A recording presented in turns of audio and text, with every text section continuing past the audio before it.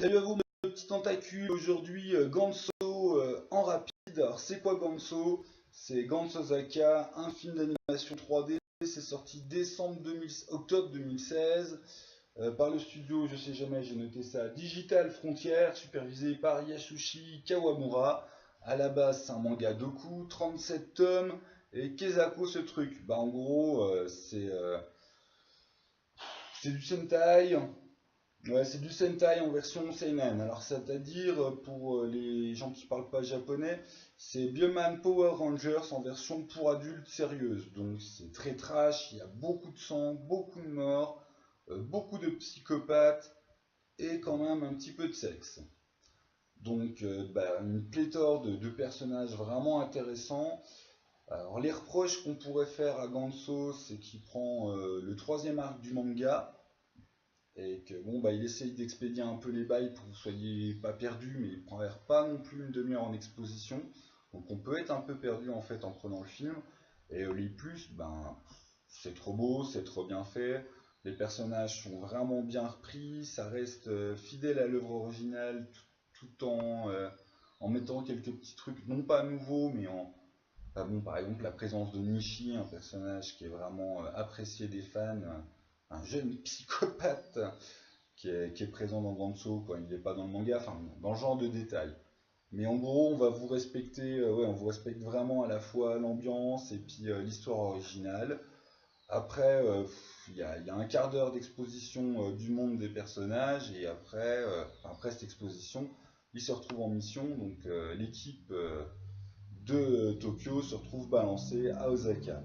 Donc l'équipe de Ganser. En gros, imaginez des bioman habillés tous en cuir noir avec des gros flingues qui pètent. Et il y en a partout sur toute la Terre, hein. Il y a des Gantz, des équipes de Gantz sur toute la Terre. Donc Gantz, c'est quoi? Gantz, c'est le surnom donné à une grosse bouboule noire qui vous recrute après votre mort pour vous envoyer en mission tuer des extraterrestres. Voilà. Et les extraterrestres se défendent, donc beaucoup de Gantzers se font tuer. À la fin des missions, les survivants sont retéléportés vers Gantz, qui squatte un petit appartement de chaque ville. Ils sont totalement soignés et on leur donne des points. Une fois qu'ils ont 100 points, ils ont un choix. Soit tu te fais effacer la mémoire et Gantz te fout la paix, on t'envoie plus tuer des extraterrestres et tu récupères ta vie. Soit tu as un plus gros flingue pour plus tuer des extraterrestres. Soit tu ressuscites un copain d'une team de Gantz mort en mission. Ouais, donc généralement, les gens, hein, soit ils se barrent de cette horreur, parce que c'est vraiment pas drôle, on n'est pas dans la bonne ambiance à la Power Rangers, soit ils ont des gros fringues parce qu'ils sont devenus complètement tarés puis qu'ils aiment bien tuer du monde. Et il y a vraiment toute une galerie de personnages sympas. Donc le héros principal du manga Gantz ne fait pas partie de Gantz O, parce qu'il est mort pendant l'arc de Zaka. Donc on a d'autres personnages qui sont bien mis en avant. Donc le fidèle Kato, qui est un personnage important du manga, c'est vraiment l'arc à Kato, hein, dans ce haut. On a deux trois personnes de l'équipe d'Osaka qui sont bien présents aussi.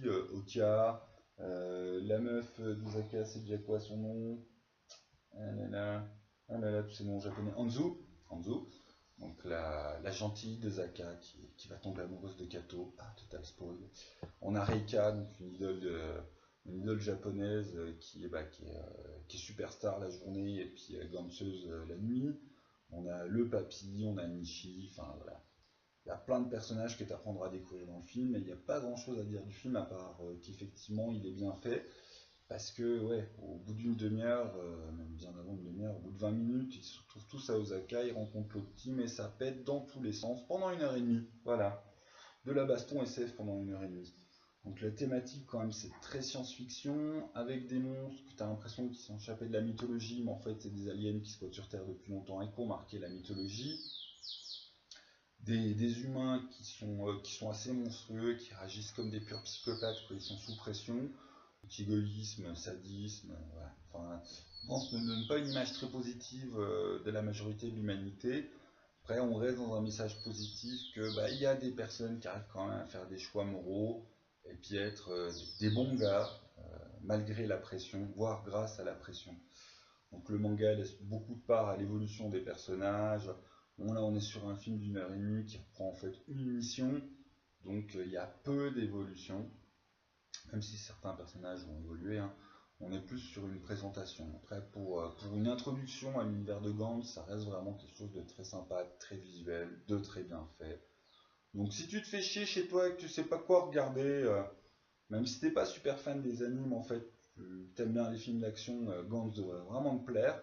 C'est nettement plus violent que les 90% des productions américaines, hein. Dans Gantz, il y a du sang, il y a des morts, il y a des gens qui sont vraiment pas cool. Enfin voilà, regardez Gantz Osaka, Gantz O, vous ferez une idée si le monde de Gantz vous séduit ou pas. Et le manga est vraiment mythique, hein. Il y a eu 2 séries animées dérivées, 2 films, enfin 2 films avec des acteurs.